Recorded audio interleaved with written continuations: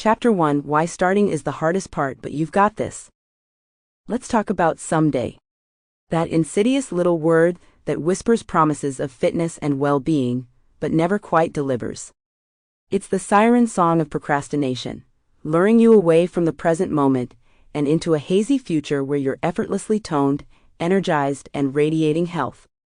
Sound familiar?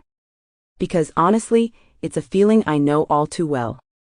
For years, someday was my mantra. Someday I'd join a gym.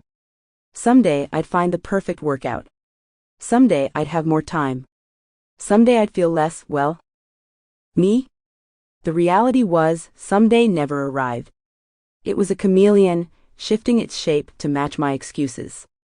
My someday was always just out of reach, perpetually postponed by a busy schedule, a lack of energy, or a healthy dose of self-doubt. I remember sitting at my desk, surrounded by the usual clutter of a home office, half-empty coffee mugs, scattered papers, and the ever-present temptation of my comfy armchair. The guilt gnawed at me. I knew I should be exercising, but the thought of it felt monumental, overwhelming.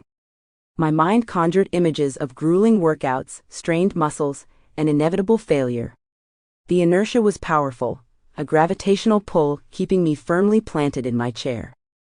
It's not about lack of willpower. Believe me, I've wrestled with that misconception for years. The problem isn't a deficiency of determination, but rather an overload of fear, self-doubt, and unrealistic expectations.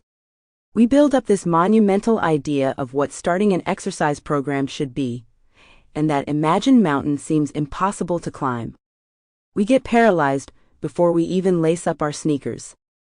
That mountain, my friends, is an illusion. It's a mirage shimmering in the desert of our self-doubt. The truth is, starting is simple. Incredibly, ridiculously simple. It's not about running a marathon on day one, it's about taking a single step. Just one.